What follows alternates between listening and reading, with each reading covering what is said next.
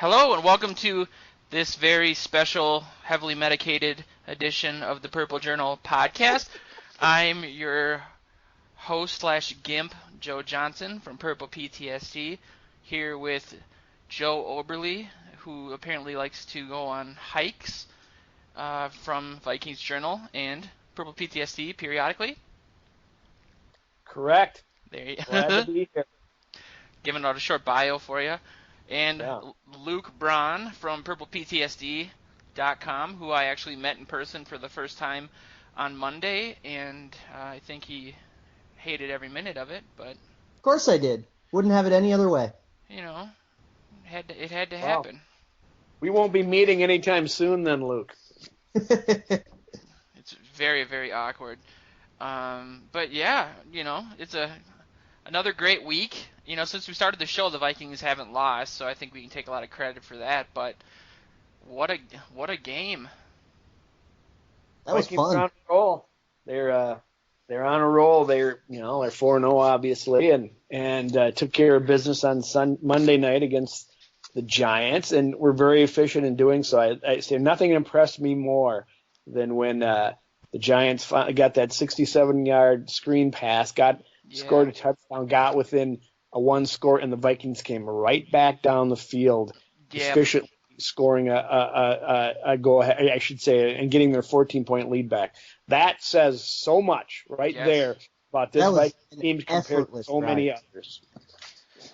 Just an effortless drive. It was so beautiful. You know, I wrote this on the site earlier, I think today, I don't know, everything's a blur, but I said that, you know, in my lifetime I've never really seen a Vikings team do that. You got that gut feeling that it was like, here we go again, you know, they're going to catch up. John Gruden was talking about, it's a Manning, don't go to sleep, you know, trying to make the game more interesting than it was. And to see the team, like Luke just said, effortlessly go down the field in four plays maybe? And kind of put the final nail in the coffin. I just haven't seen that before, and it just seems since Zimmer became the coach that this is kind of the anti-Vikings, you know. Well, you know, offensively we haven't seen it much. You know, even with Zimmer, I mean, a little bit more since he's been around, but you know, pre-Zimmer it was always hold your breath and see if we can hang on. And here it was, you know, okay, here we got to get a score and get the cushion back and put this game away, and it did. It was shocking in a way because we haven't seen it so much, and so refreshing. My goodness, how neat was that to see? It's like the antithesis of the old like Leslie Frazier. Let's go into the pre-event like halfway through the third quarter, and have like Denny Green did that. Whoever the hell our safeties were, like Tyrell Johnson or whoever it was, back like 35 yards from the line of scrimmage. Like, what are you even doing? Jimmy Hitchcock. There you go. Madhu Williams. That's that's actually one of the questions for the Gnome from a guy on Reddit named Alaska Don. He says, we are starting to get more recognition in the media. This is typically seen as a jinx for longtime faithful Vikings fans. Is there anything tangible that you can point to as this being different from the other great seasons that derailed before reaching the promised land? Zimmer. Yeah. Yeah. I mean, Brad Childress is not Mike Zimmer. Like, if Mike Zimmer was coaching that 09 team, we don't get that 12-minute huddle penalty. Like, It's just the mentality that he's spreading throughout the team that, you know, a man goes down, okay, we get somebody else in and we go after it. Another guy goes down, you're starting running back. We bring in these other two guys and we go after it. The defense can pull out games. And now you have a quarterback that's starting to get comfortable with the offense, and he can do what he wants. You know, he can exert the Vikings' will, an offensive will, something we've seen so little of in the past. And it's an attitude. It really is. And so, it starts with Zimmer and heads on down, and it's refreshing. Zimmer's not God. He's not going to make every call right. He's not going to, do every challenge good. I mean, he's a human, but he's going to make mistakes. But the attitude that he's got these guys playing with and feeling about themselves is the difference. And that's what I would tell the question. I think those other seasons, you look at like the 2009 season or the 2003 season with the whole like Nate Poole thing that happened. A lot of things broke right for us in those seasons, and like I remember a game in the 2009 year, the game against the Ravens, we won that on a missed field goal, and we had some games that like kind of they broke right, and we got every bounce, and it just hasn't happened that way this year. Nothing has broken right. Everybody got hurt. Our knees are the devil. We had really bad fumble luck in the Packers game. Like, we've been overcoming bad breaks rather than winning because of good breaks. Absolutely. It's still a long ways to go. I'm going to put on my Zimmer hat here. It's a long ways to go. There's a lot of games left. Can't get too high on ourselves. You can't, you got to take them one game at a time, blah, blah, blah. There's still a lot of football to be played, but, when you're confident and you do build a team with depth before the season, which they have, hopefully, you can survive those things and you're going to have adversity. You're not going to be up for every game. I mean, that's the thing about this league is you got to be up emotionally every Sunday or whenever your game's being played and ready to go, because the other teams are close enough in talent and ability they'll knock you off on those days. So it's a mentality, it's an attitude, and it's refreshing as heck to see it. It really is. Definitely. And what about Cordero Patterson? He was like the focal point of the offense. He probably had like 10 targets, maybe more. He had like 36 snaps. He was on the field more than Charles Johnson. Yeah, I don't know if they identified something with the Giants defense where they thought he could exploit it, but it was really refreshing. I wrote, not to keep plugging my articles or anything, but I wrote an article this past week about converting Patterson to running back, which is something we talked about on the show last week. But, it was really great to see him get the ball. And, him and Sherrills as the gunners on punt coverage are a deadly duo. They got the muffed punt early in the game that kind of started the momentum for what we had. But, yeah, I don't know if that's something where Patterson's going to be kind of, the borderline number 2 receiver for the rest of the year, or do you think maybe they're just testing out different number 2s? I don't think he was the number 2. I think Thielen was the number 2. But, yeah, like, heavily involved.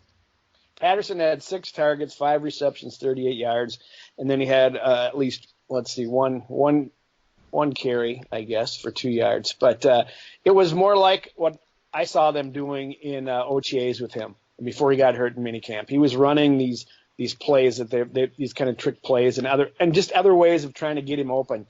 And listening to Zimmer talk about it, said he's getting on the field because he figured out that you do so by preparing and doing what the coaches are asking you in practice all week. You earn your reps, you earn your snaps, you earn your targets, and he's finally figuring it out. And they're rewarding him. I can only hope that that's a cycle that continues, because he's exciting to get the ball in his hands.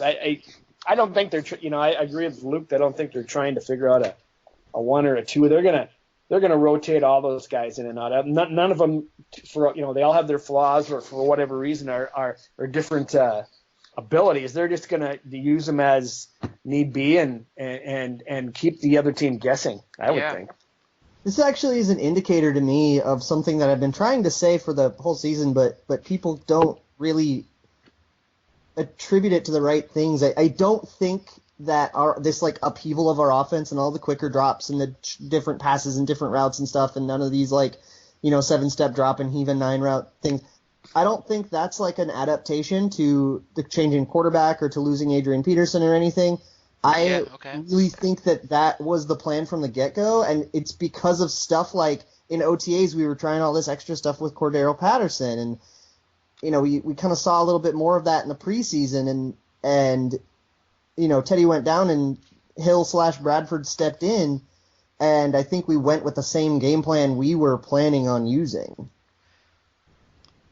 Yeah, that's a good point. People get really down on Norv for being really predictable, and a lot of the questions for the Gnome was how much better do you think the offense is without Peterson and not having as many people in the box and the running game being better, because they had a decent game Monday night, but they were pretty atrocious the week before. One thing I do notice is since Peterson is gone, it seems like Diggs is kind of I don't know how injured he is, but it seems like when there isn't 8 or 9 in the box and Diggs is getting more double coverages, that he just hasn't been able to get open. I mean, do you guys He's kind been more of the That's all right. absolutely been more of the defense's focus. I mean, that's what they're going to do. They're going to pick your poison. You know, that's what's so great about having Peterson on the field. For everybody that doesn't want him there, he allows your passing game to flourish. You know, he opens up things for everybody else, and we saw that. Well, you know, now they've got a threat of a passing game in, and you know, hopefully they can get this running game up so that they can take some pressure off of Diggs and get somebody open besides Kyle Rudolph. But you know, Charles Johnson had a nice game the other night for his limited targets and such. But yeah, you know, that's what's happening. They're going after Diggs because he started off the season in such high fashion, and that's what's going to happen. Yeah, I mean, they went after Diggs, and we had 3 different plays where we had single coverage, like one-on-one man coverage guys get beat on long routes. There were the 2 Johnson catches and the one Adam Thielen play that was the blown PI call. Yeah. And those were all plays where those guys had one guy on him, were able to burn them because they're both very, very fast. Mm-hmm. And there's no safety help over there because the safety was shadowing toward Diggs. Yeah. And there was that one play, too, where Diggs was open, kind of doing a slant across the middle, but Bradford overthrew him and kind of... there was one, I don't know if they said it, I don't know if they talked about it or if anybody mentioned it on the broadcast, but there was one where it was just a little flip pass to Michael Pruitt. It was Michael Pruitt's only catch on the day. Yep. And he was rolling out, and he saw Michael Pruitt and just locked on him, and Diggs was wide open for a first down. Yeah, they didn't talk about that on TV. Oh, that one made me mad. The play that you talked about, Joe, was if Diggs catches that ball, he was going to get a lot of yards. There was nobody. Yeah. Nobody else there on the sidelines and nobody behind him. You know, for all great Bradford has played, that was a missed throw, and then there was the throw earlier in the game after Patterson drew the pass interference, where they tried to throw a fade to Rudolph in the corner, and he it was people awful. were saying that was a really bad throw. On the other hand, fellas, the throw to Rudolph in the end zone was excellent. Yeah. For the touchdown? Yes, that was I have never seen somebody be so covered and so open at the same time because of that throw. Exactly. It was wonderful. I mean, that's what you want your quarterback to do. He threw him open. He hit him in the spot where he could be. And, you know, the guy was draped over his back, and Rudy's just big enough to keep him at bay. It was a great play, great throw. And you know, I think that's why Bradford was so fired up after. He knew it was a good throw because it was a huge play in the game. Yeah, on that touchdown, I was sitting with my dad, and he saw, like, we both saw, we were like, oh my God, Rudolph is lined up on a corner who's like 3 inches shorter than him, and we both were like, this is going to be a touchdown. Like, we just saw that one-on-one coverage right over there on a tiny little corner, and like, this is totally a touchdown. Yeah. So you were at the game, Luke? I was fortunate enough to be at the game, and it was incredible. So I was there as well. It was fun. It was, you know, I will say, now maybe I was on coming down from the Ryder Cup. I spent 5 days out there this week, 5 long days, and I thought the early on the first half it was really kind of slow. Really not that many exciting things going on, and didn't get going for me until the Giants made a game of it. But in the end, it was turned out to be a lot of fun to be there. Yeah, it's, you know, like we talked about last week. I think the defense is so good that it just slows the game really, really down. I think by the second or third minute in the second half, the Giants had punted 5 times. And, you know, it's just our defense is so good that we just, you know, the game is kind of old school. It gets a little boring. But, you know, Bradford has been so good in these 3 games. I mean, his average quarterback rating is 105. You know, he hasn't thrown any interceptions, and you know, so I'm starting, just because Vikings fans are Vikings fans, so I'm starting to see posts on different message boards about trading Bridgewater to the Browns. But you know, I think that there is. Josh Gordon. Yeah. For Josh Gordon. Wait, okay. Teddy to the Browns for the Browns, not the Eagles one they got. The Browns first and second. Right now, do you do it? I guess I would do that. I would do that. Yeah. You do that.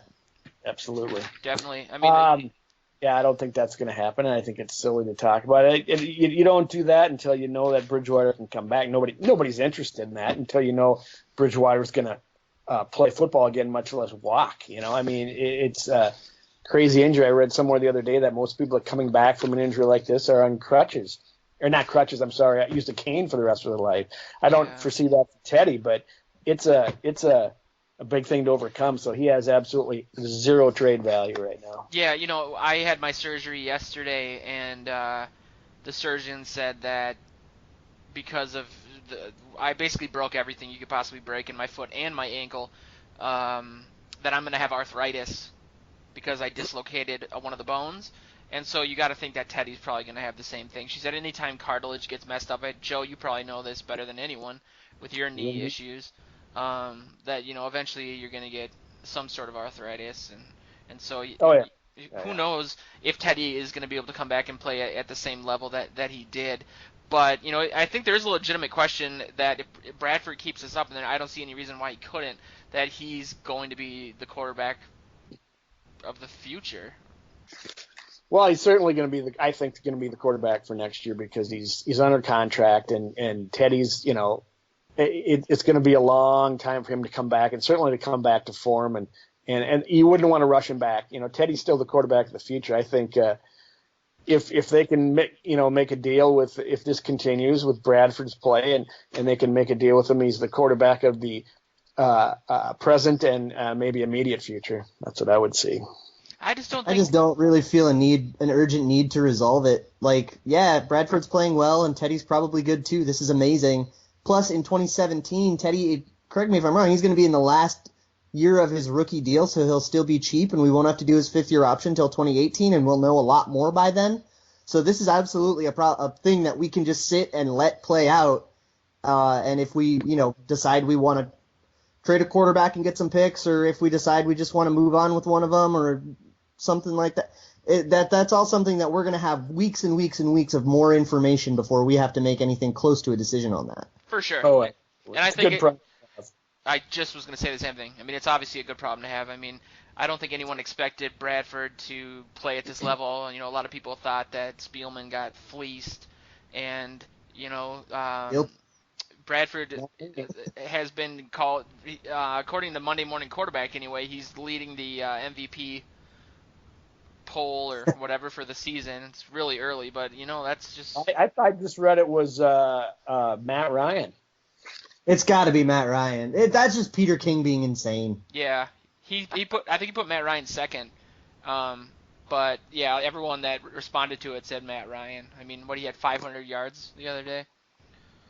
It's something. Yeah, it's a what have you done for me lately with many observers that somebody does well and for a couple weeks, and I mean they could all change for Bradford. As soon as defenses start seeing him in the Vikings offense and see what they do, time and time again, they're going to start finding ways to make things tough for him. And I think the offensive line is probably not going to do the job they did this week every week. It's speaking of the offensive line though, there was multiple plays where they completely didn't cover, what's his name, Olivier Vernon, or they just let him go free right to Bradford. I don't know if the assignments were screwed up or what happened, but there was multiple plays where Bradford had to dump the ball off immediately. I think that the Pruitt play you talked about, Luke, was one of those, and another one where he tried to dump it off to McKinnon, but he dropped it.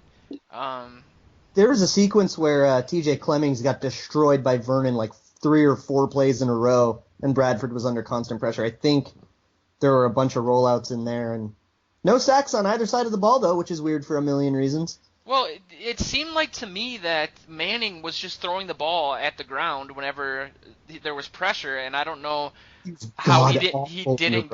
I don't know how he didn't get intentional grounding at least once. I mean, he was throwing it at the ankle of the offensive line. I was looking at that too. I thought that it was on there after seeing 8 sacks last week against Cam Newton. They said, hey, if these guys get close, get rid of it. Live to play another down, because that was obviously premeditated. And it was so silly looking. It was like, man, you're not going to stand in there and at least take a hit, but I don't know who their backup quarterback is, but my good. It was almost better that way because instead of having to close this, get home and close to destroy the play, you just have to get a little bit of pressure and watch Eli throw a worm burner. Yes. Yeah. Same thing as I wrote though after the game. I said, it was similar result. No gained yardage, but sacks are more fun.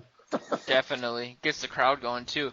And when it comes to Bradford and the MVP thing, I think the fact that our defense is as good as it is, that might detract from him getting any votes. I mean, another article, ding ding ding, that I wrote just tonight was about keep it tally. the fact that the defense, like, it's hard to pick somebody on the defense that would be like the MVP because as a unit, it's just, every game's someone different steps up. You have Terrence Newman running step for step with Odell Beckham Jr. on that play down the field where he tried to one-hand catch it. It's just the defense is just, amazing. He was beat on that one hand drop, but that was just a slightly less overthrown. It was like half a step though. I mean, he was pretty close. There was a window. If that ball was a little bit better, that could have been 6. Yeah. Well. Oh, I don't know about that. He was behind him, but I'm more going with Joe. I was closer to a half a step. He was close on him. He might not have been able to defend it, but I think Newman would have made the tackle on him. Oh, maybe, yeah, he maybe could have made the tackle. Well, That's fair. I'm also parroting what Gruden was saying. He was all happy about the fact that Newman was old and still running that fast. So. Yeah, I'm in Newman's corner too. All right. What's your 40 time? Not the same as his. For me, I can't even walk up a flight of stairs. I'll race you, Joe. Luke, not so much. I got a wheelchair. Yeah. Let's do it. But what do you guys? Obviously, I had to stay at the hospital for my surgery overnight, and I was watching ESPN, and honestly, all they were talking about was Odell Beckham Jr. They were showing a lot of obviously him versus Xavier Rhodes. He had the worst game of his career with 23 yards, which is actually pretty amazing that that's the worst game of his career, But you guys were both at the game. I mean, what did you guys kind of see?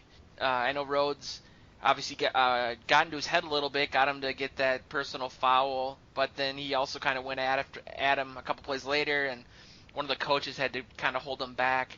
I think Jared Gray pulled Rhodes away from the fray. It was interesting. It looked, it wasn't the same as in intensity, but it looked similar to the thing that happened between Norman and Beckham in the Panthers game last year, where they started tussling a little bit and they started, banging and Beckham loses his cool and returns fire. And the interesting thing I heard, I believe after the game, I might have been on K-Fan, but those two guys trained together in the offseason.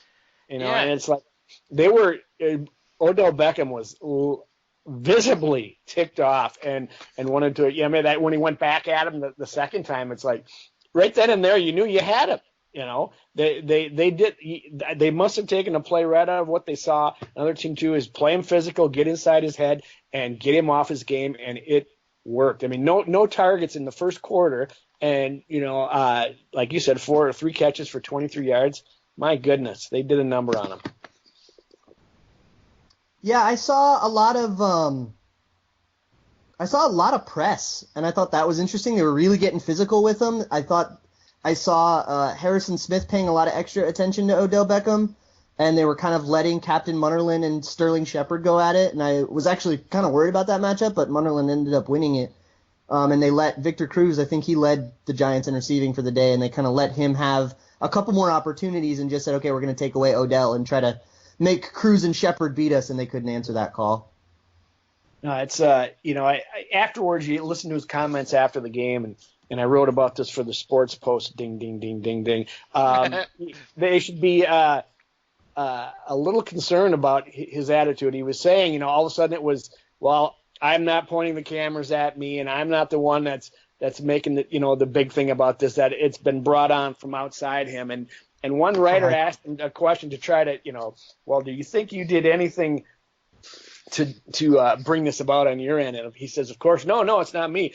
And then, you just started saying the things that are red flags that you're thinking, man, this is diva material. And then I saw a roundtable discussion on ESPN where a beat reporter from ESPN that covers the Giants was saying that he's saying how football isn't fun anymore. He has more fun in practice than he does in the game. And that to me is the red flag of he's going to be wanting out of New York very soon because either he's going to be dissatisfied with his quarterback or the offense or something. Just stuff that we've seen before. A very volatile, diva-like wide receiver starts having more distractions that cause more problems than he produces, and he ends up finding on a different team. Percy Harvin, So I don't, it's not going in the right direction now. It seems like he's okay. He says I'm not going to let it get to me, whatever. But I'm saying the signs are there, so they better keep close tabs on that. Yeah, I think the emotion is tough to coach that away, and it's like he's going to be all divish, and that's like obviously a problem. But it just looking at the X's and O's side of it, he just got shut down. It's just shutting down a talented player because we're a very good defense, and emotion, or like if he was tilted, all of that aside, he's still Odell Beckham, and the fact that we were able to just turn him off in the whole second half. He didn't get a catch in the whole second half, right? That's amazing. Yeah. Yeah, Rhodes is good at football. What were you going to say, Joe? I was just going to say I saw a stat that to this point, right now, Beckham doesn't have any touchdowns this year, and at this point last year, he didn't have any touchdowns. I saw that too. Yeah, and so that but he ended up like 13 or something like that. So I mean, he's going to get his, and he's like Luke said, he's that talented of a player that he's going to get his. So they can settle down, but you just worry that when these kind of statements are coming out, you want, this is what he's saying. What's he really feeling inside, and what's happening behind the scenes, but we'll see. Well, Eli said that, he brings a lot of this stuff on himself, and then you have Tom Coughlin basically saying he's a huge distraction, and so it's not going to help. The locker room's going to be a little awkward, like me and Luke at lunch the other day. Yeah, they get tired of answering the questions about him, all Definitely. the time. I don't think I've ever seen like a wide receiver cry and stuff like that. It just seems like maybe he needs some sort of medication. And here's a great segue. Speaking of medication, what is up with Blair Walsh? I know Luke. I'm not sure if I'm following that. He needs anxiety medicine. Is that what you're saying, Joe? Luke wrote a really interesting article with some low res sort of Bigfoot type pictures, basically showing as he said, physical manifestation of the yips, and kind of explain that a little bit. Yeah, so I went through all of this. Was after the Titans game, but I've looked at all of the misses since, and it's still held true. And I just looked at trying to figure out like what is he actually doing that's causing these kicks to miss, because obviously he's a head case and he just shanks some sometimes, but like what is his body doing that's making them shank? And after a little bit of research and looking at a piece that somebody from Inside the Pylon wrote after the Seattle miss, the big miss.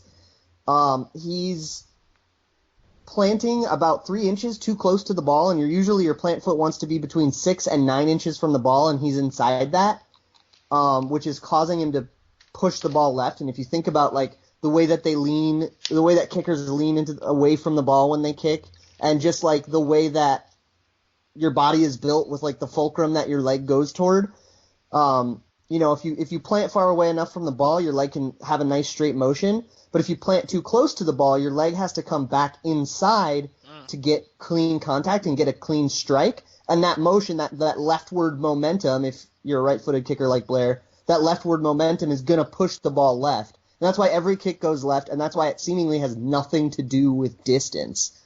From 50 yards or from 27 yards, if you push the ball left, you push the ball left and shank it. Yeah. So that kind of explains his strange, like, well, he's great from long distances but bad from short distances. Yeah. He's actually missing them at the same rate, and he's just getting compared against a different average. And he's always missing it the exact same way. Exactly the same way. Yeah, you're right. And those are all golf terms, Luke. Shank and Yips and Fulcrum and going inside. It's interesting, and he is a golfer.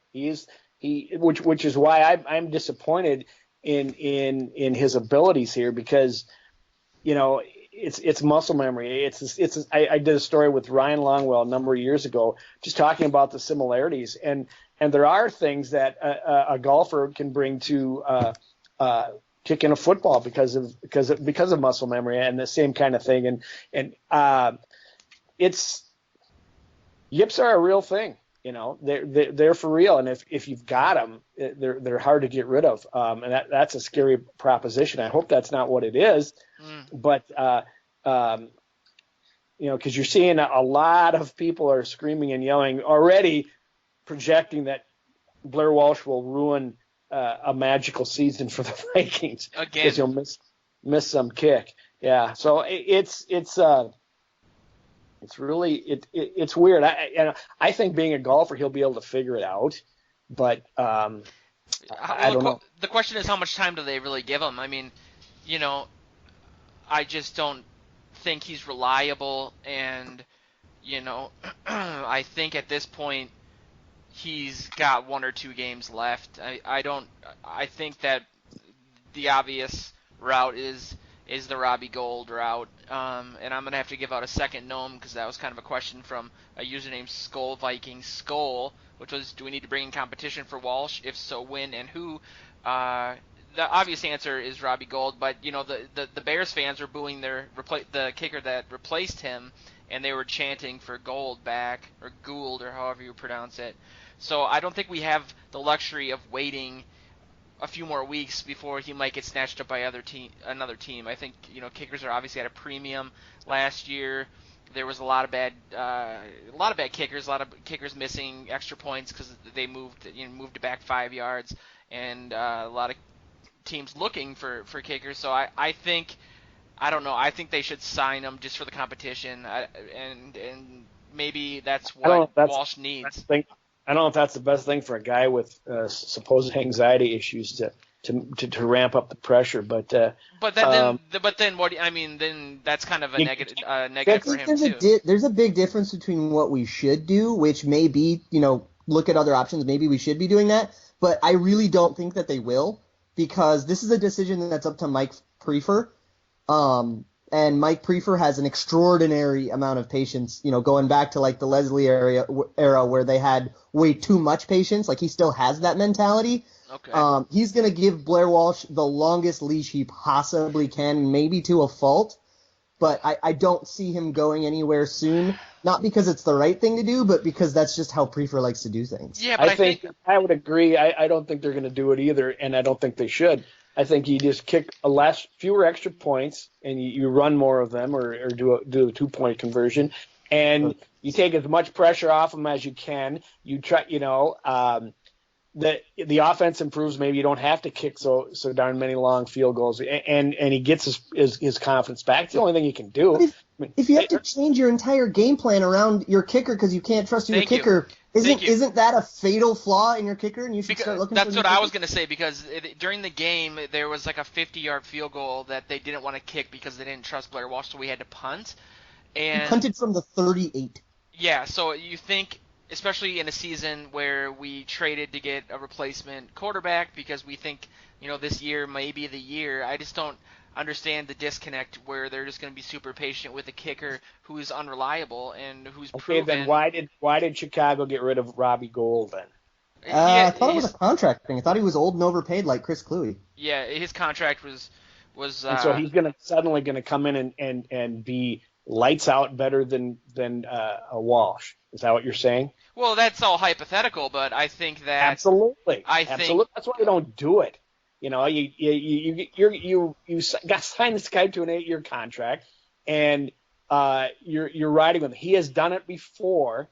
He is going through something right now. You try to figure out what it is, and you ride it out. If it's what in the end gets you, well then you maybe find something in the offseason. But I don't think you bring in someone that's off another team when you got a guy who has proven he can do it. I guess I wouldn't.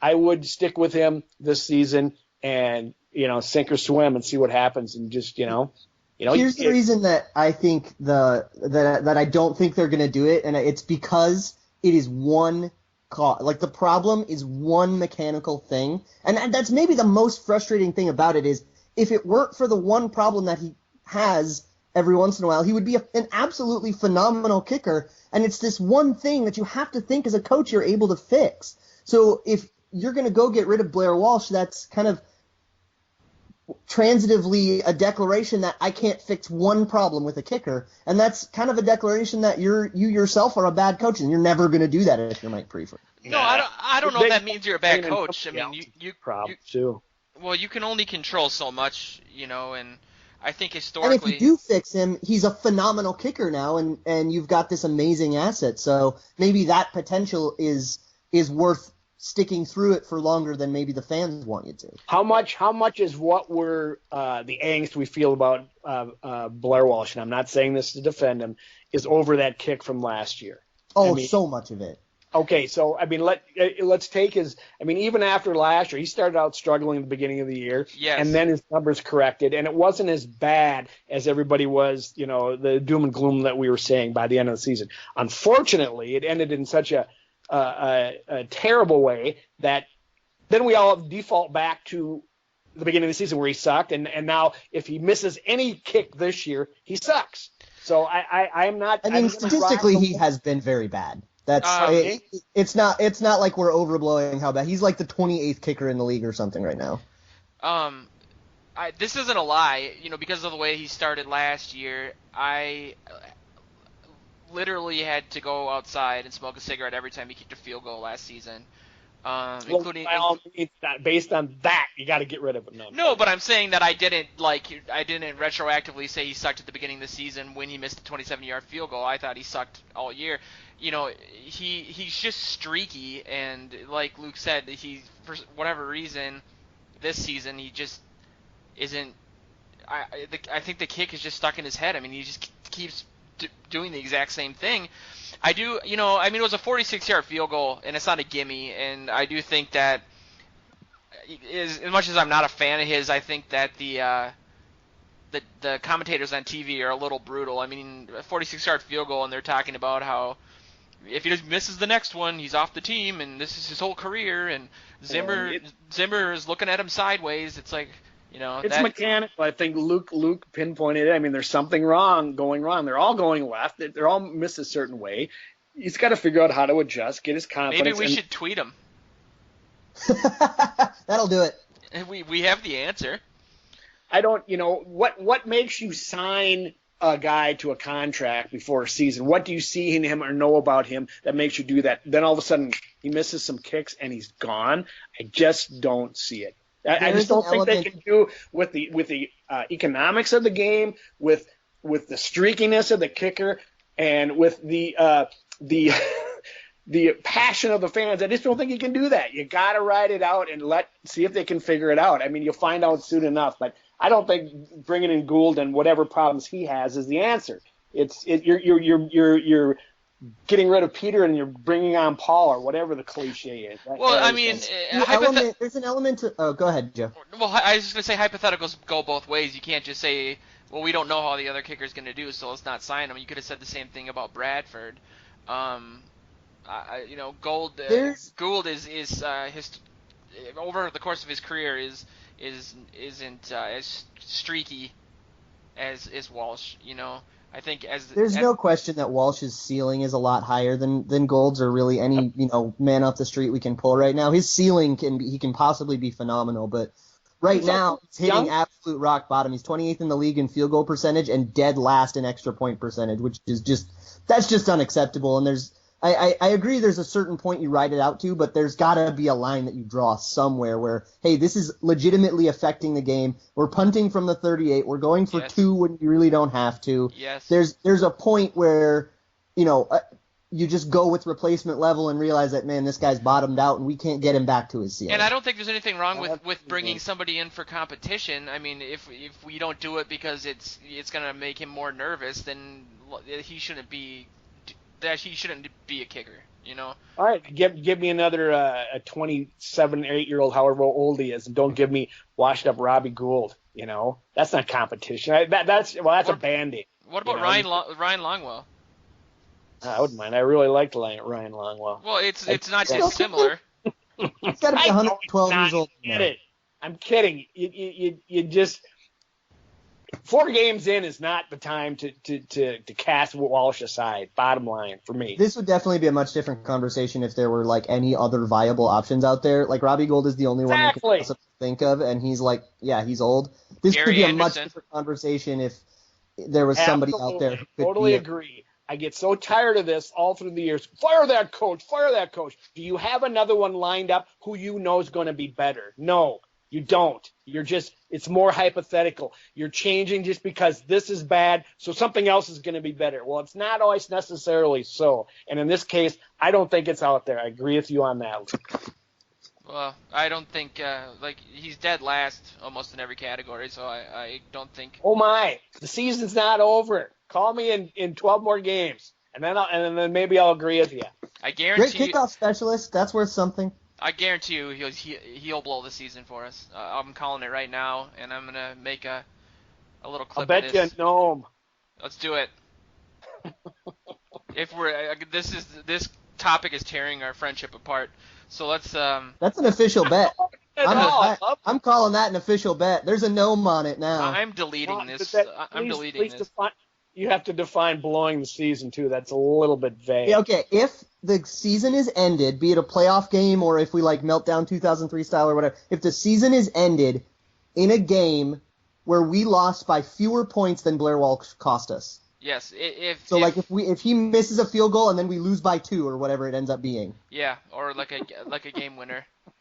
Regardless of when the field goal happened. So like the Broncos game last year where he missed one in the first quarter and then we lost by 3. Yep. That works. I'm setting the terms because I'm neutral.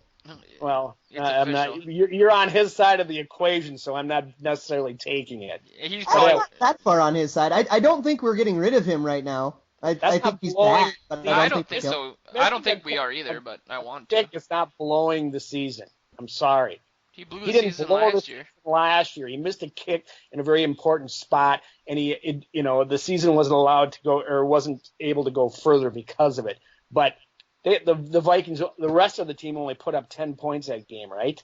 Yeah, 9 points. But that's, I mean, that doesn't matter. I mean, we were playing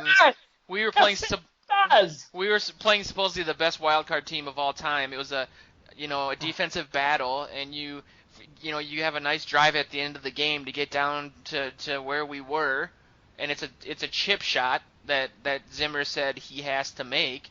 It was so his.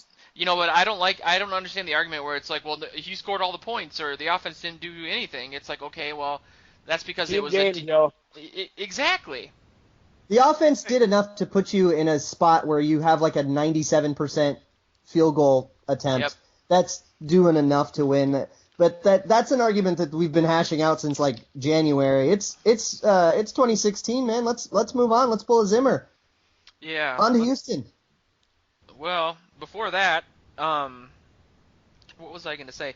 Oh, yeah. So, Joe wrote an article about the ESPN Power Rankings for this week, and I think where did they rank us, 5th or 6th?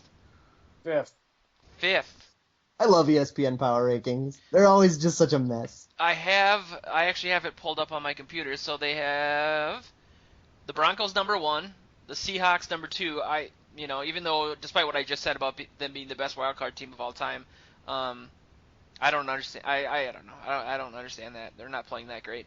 The Steelers number 3 and the Patriots number 4. I guess that makes sense just because Brady's coming back. But yeah. No, it doesn't make sense. It's baloney. Yeah. I don't think. I think we should probably be 2nd. Everybody else has a 2nd. if you look around, and that's what I said. If Luke just said it, if you look around, everybody, 90% of the other ones I could find had Broncos 1, Vikings 2, the only 4-0 teams. And if you look at strength of schedule and the teams they've played, there's no way Seattle and they had one quality win over the Jets, and the Jets are now dropped down to 21st on ESPN's rankings. So how quality is that? Yes. And they almost got beat by the Finns, who are down at number 30.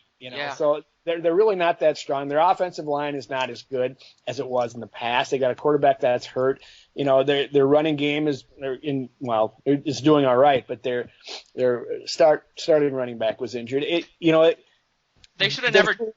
They're 3-1, and they might not even shouldn't even be there. So no, it's silly. It's silly. They should have never traded their center for Jimmy Graham, and losing what's his face, the other lineman. He had a game last week. Graham? Jimmy, yeah. Yeah, but the line is so bad now. Oh my God, yeah. That it's. The point is, then you got. Did they got that? I mean, I'm sorry, Joe. I'm trying to be like the Democratic vice presidential candidate. 100 interruptions.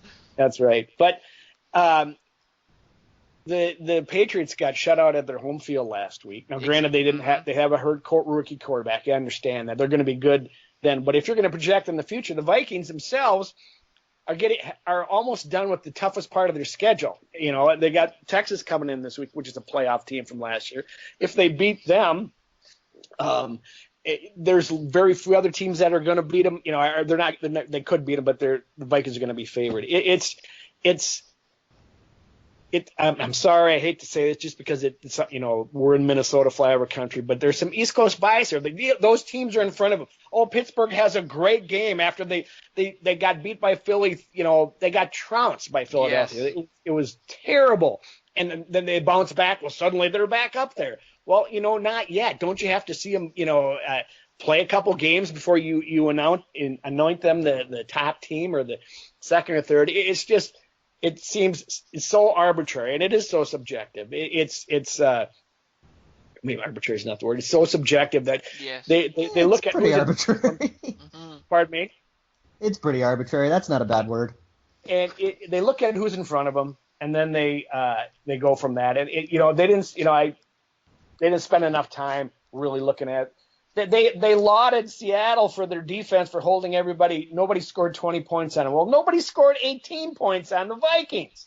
We have a longer streak of that too. It's real fun. It's our last two opponents put up 10 points apiece. I think a lot of the people that they rated above us, it's a hypothetical. Brady's back, so they're gonna be good. In the Steelers write-up, they're like, hey, well, they wanted to average 30 points per game, so the 43 points will help balance out that game they got destroyed last week. It's like, how can you say that and have that team ranked third? It doesn't make any sense, And ESPN is that way. I mean, the only time we've ever gotten decent coverage on ESPN is when Favre came. I mean, like I said, I stayed up all night watching ESPN, and the only thing that was Vikings-related was about Beckham. They didn't talk about the game or the fact that we're undefeated or that our defense is historically awesome. I will say what I say in the story is that these things, to be honest, are happy horse bleep anyway. Who cares? Yeah, I'm with that. I could not care less what ESPN or any of the national media thinks. They're a click website. They're going to do crazy things to get us to talk about it. Like having the Packers ranked 6th, even though they're terrible. Why is that? Because there's a million Packer fans everywhere that's clickbait. It's exactly right. Exactly. And then there's a bunch of Vikings fans that are going to go click on it and leave an angry comment. That's exactly what they want to do. This isn't a secret. Why do we have to care? Our fan base is so gosh darn sensitive about getting disrespected, and they're talking more about Beckham. Well, yeah, because he's a diva wide receiver in a head case. Of course they're talking about him. It's an incredibly entertaining storyline. Rather than us boring 1970s football, yeah, we're 4-0 in the most boring games ever. Nobody wants to talk about us, and I'm okay with that. We're 4-0. That's what matters, not how much ESPN coverage we get. Who gives a crap? So is head coach Mike Zimmer. I mean, if you brought this stuff in front of him, he'd boot you out of Winter Park. He doesn't want the people to talk. He likes playing the underdog card. He likes saying nobody cares about us, nobody believes in us, nobody, all these teams do. They don't want that attention. The people who are angling, or players that are angling for a new contract might, But he certainly doesn't, and neither do I. I'd rather the Vikings fly under the radar, and just surprise everybody in the playoffs and say, oh, well, and then and all these national broadcasters have to scramble to find out what the heck's going on with this team. Definitely. Kind of hurt my feelings, but that's fine.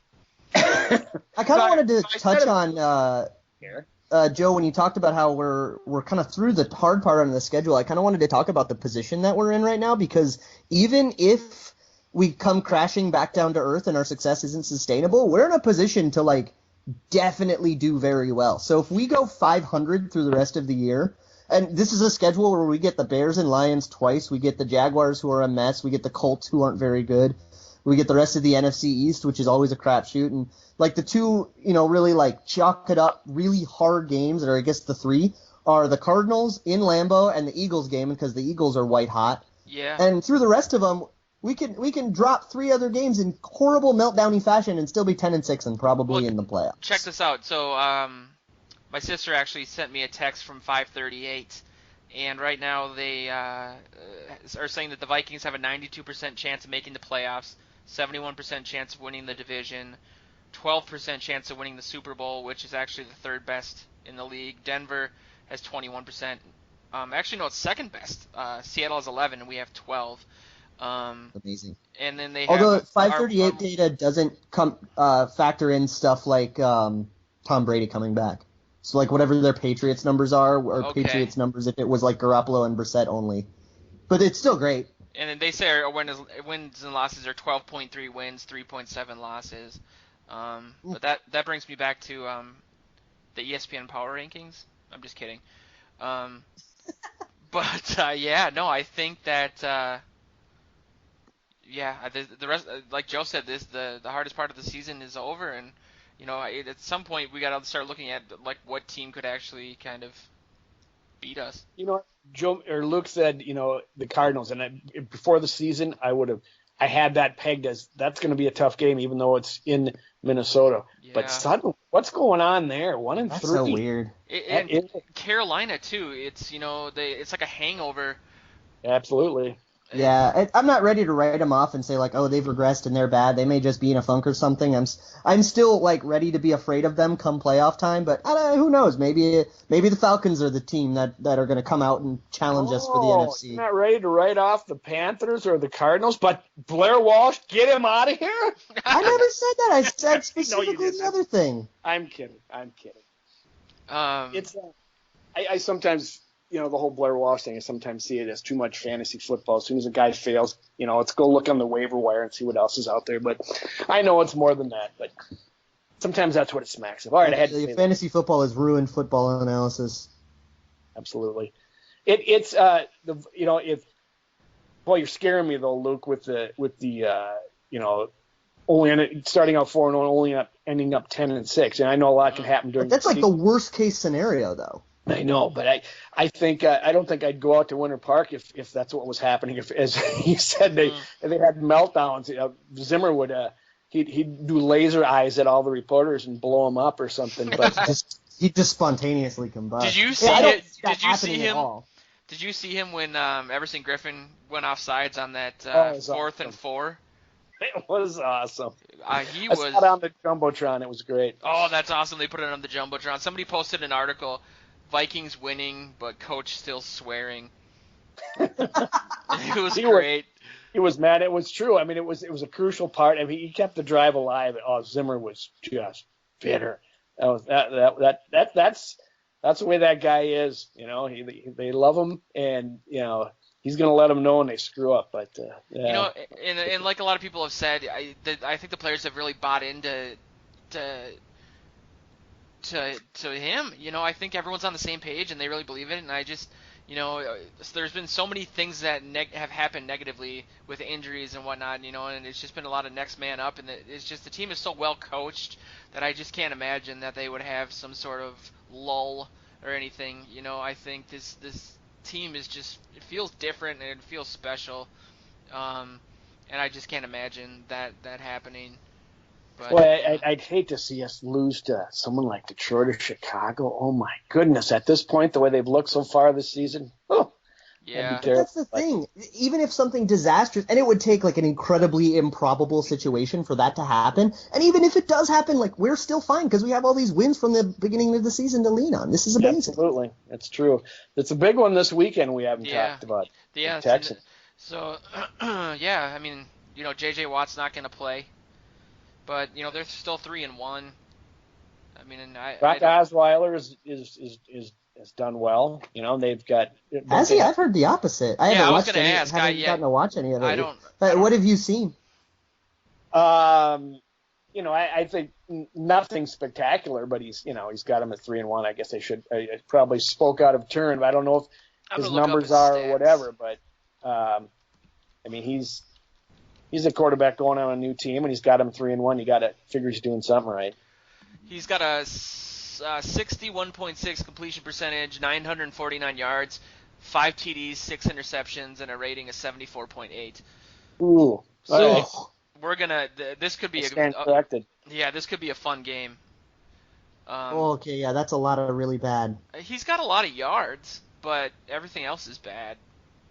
So it comes down to. They have some good wide receivers, but obviously we've proven the last couple of weeks that we're shutting down these guys. What's his name, Hopkins or whatever? Yeah, DeAndre Hopkins and Will Fuller. That's going to be another pretty intimidating couple of wide receivers, and I don't really have any concerns about dealing with that, considering how we just shut down Kelvin Benjamin and Funchess and Ginn, and now we just shut down Beckham and Cruz and Shepard, and that trio is much better than the Texans trio, but the Texans trio is still good. We still have to go out and play and do it. Yeah.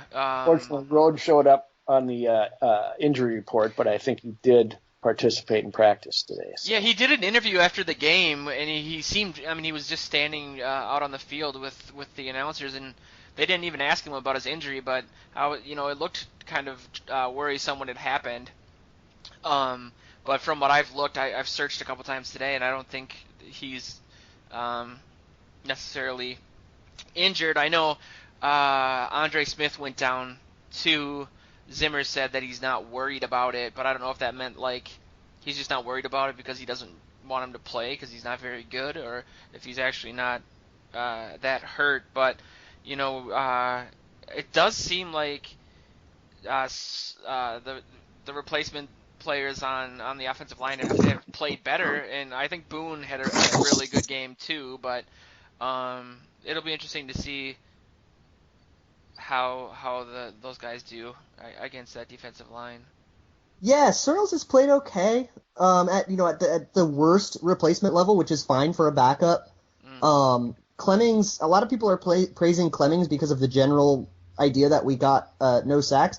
Clemmings didn't have a great game, and he's had 2 pretty bad games. We're definitely seeing a backup left tackle in there, although we were seeing a backup left tackle in there before, so it's a wash. Yeah, did Joe yes, pass sir. away? No, I didn't. I'm still trying to come down from the fact about Blair Walsh, so I'm just. Well, you chilling. guys are yelling at me about the ESPN rankings, and you wrote the article about it. The first thing out of the first line of the story was, let's be very clear. These things mean very little to me. But I said it did piss me off that I said they have no reason to not only not move the Vikings up, but to move them 4 to 5. There's no justification for that. No, they're doing it for clicks. Yeah, but back to the offensive line. At the end of the story, they said you win, ESPN, you got me. I clicked, just like everybody else. You're laughing all the way to the bank. That's fine, but it's baloney. And they need to be called out for it. Well, I think it's just the last thing about it. I think it is a positive, like you said, with Zimmer and bulletin board material. I think the team really good point. does well. So it is kind of a positive, I guess. But yeah, what were you going to say about the offensive line? Yeah, going back to the offensive line, I saw a Pro Football Focus tweet right after the game that said every single pressure came from the outside. There were no interior pressures through the whole game. So that's Boone and Berger and Fusco just having a day.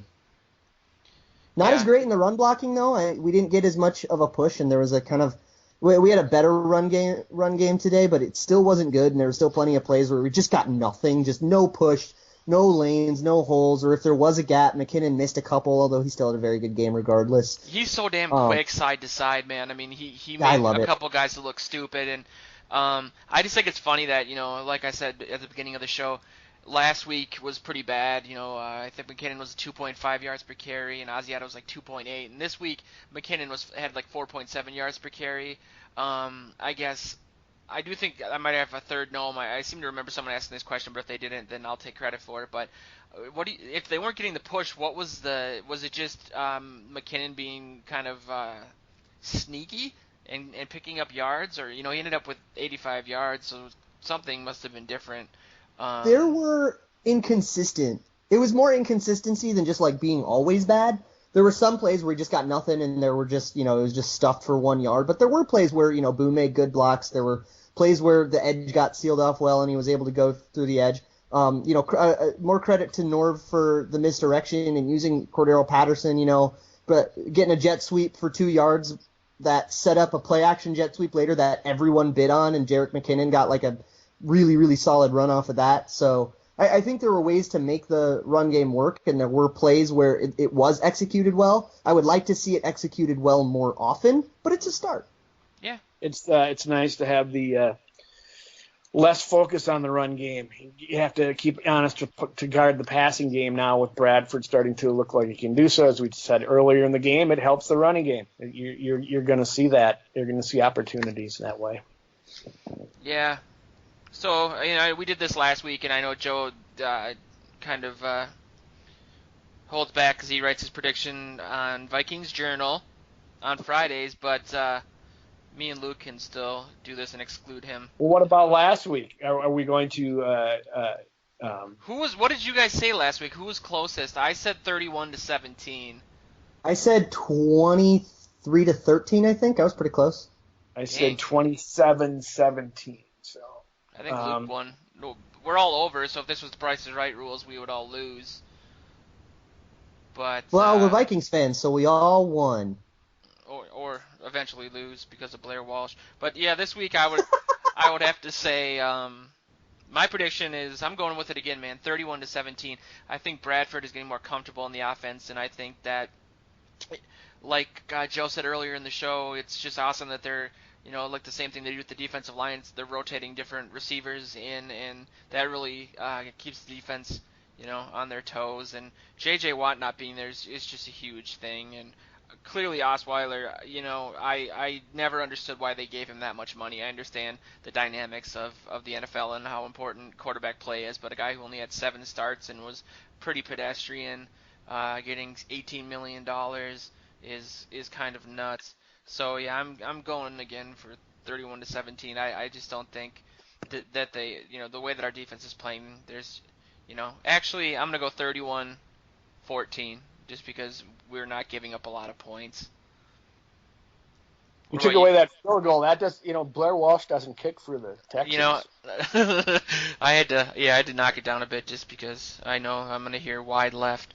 Osweiler is in a new offense, and he's still young, and they obviously saw something in to sign him. I think he's only 4 games into that new offense. He's going to be better as the season goes. What's amazing though is they get rid of Hoyer and he's lighting it up in Chicago, and he did well enough for them to make the playoffs. Lighting it up in Chicago. He had 1 game and it was against the Lions. He's had 2 or 300 yard games in a row. Did he really? Yeah, and he's on my fantasy team now. That's right, fantasy football. I said Brock Osweiler's 3-1. And I got sent down. So I mean, fantasy football. Yeah, terrible. I'm not gonna believe in Brian Hoyer quite yet. Me neither. Come on, guys. Yeah, he melted down in the playoffs, but allowed. Bears, he'll be sitting down as soon as Jay gets back. They actually, John Fox said that they're sticking with Hoyer and they're not gonna have Cutler play when he's healthy. Wait, really? Is that new? Yeah, dude. That? He literally said that today. I was just right before the show started. I saw it on NFL Network. He said, that is delicious. They're sticking with Hoyer because he's got a hot hand. He's had 200 or 300 yard games in a row. Wait, crap, that sucks. The last time we played Brian Hoyer, it was in 2013. He played for the Browns and he beat us. I know, man. That was Josh Gordon had that Crap. 200-yard game or whatever. And that's Yeah, and there was like a classic Alan Williams meltdown. Yeah, and that's why Joe has Josh Robinson or whatever his name is Josh Gordon, on his fantasy team. So, I cut him, Joe. Come on. For every day he stays sober in rehab, I think you get like 3 points. Nice. For I would every play that for every fantasy step of the 12 steps, you get 6. I would take that. I would take that. Wait, I didn't get my score in for the Houston game. Yeah. Okay, so I think that even without Watt, Houston has a reasonable defense, and I think just by the way of momentum, we'll still be able to take them pretty handily. And I think we can get our 20 points against them, but I think the defense is just gonna eat. They're gonna just completely shut them down. I'm going 20-6 Vikings. Wow. I don't see the Houston Texans going anywhere. Is this a home game? Well, yes, Yeah. it is. Oh yeah, I got offered tickets. Duh. And you will get my prediction on Vikings Journal on Friday morning when the game preview comes out. Don't miss it. Hot off the presses. Speaking of clickbait. That's right. And with that, I think we've covered everything. I think that's the end of the show. I want to remind everyone to check out both VikingsJournal.com and PurplePTSD.com. Follow us on Twitter. Can I tease a piece? Do it. Can I? I got something I'm going to work on and try to get it out before the game about sustainability, because I've seen a lot of people kind of, that's the worry is, is this a fluke? Are we playing above our heads, and are we going to come back to earth or regress to the mean? And there are some things that we are doing that aren't sustainable. I wrote about that last week with like drive stats, mainly the fact that we haven't turned the ball over yet. Like eventually that's going to change, and I'm going to try to put together a piece that shows what the Vikings look like when they do crash down to earth, and is that even that bad? Yeah, it's funny, man. On my list, it says turnover ratio sustainable. We just didn't get to that. This is who they are, Luke. This is who they are. Yeah. I agree. I'm looking at what happens when the unsustainable stuff goes away. Are they still good? Elite defense with a solid quarterback who's not going to make mistakes. This is who they are. 70% completions, great tight end, 105 QB rating. We talked about it on Monday when we met, just real quick, about it's kind of the same thing. How about where we can't have our defense, score? And granted, they didn't this week, but they had that punt turnover that kind of woke the offense up a little bit. And when teams work hard, good things happen. And this is honestly, man, it just feels like a really special team, and it's been great. And again, they've been undefeated since we started the show, so we'll end with that and take all the credit. Any parting words, you guys? If you want to yell at me a little bit more. Oh, get well soon, Joe. I will. I'm gonna go. Rest up. I'm gonna get in my wheelchair and go catch some Pokemon. But there it is. With that, see you next week. See you next week. Skol.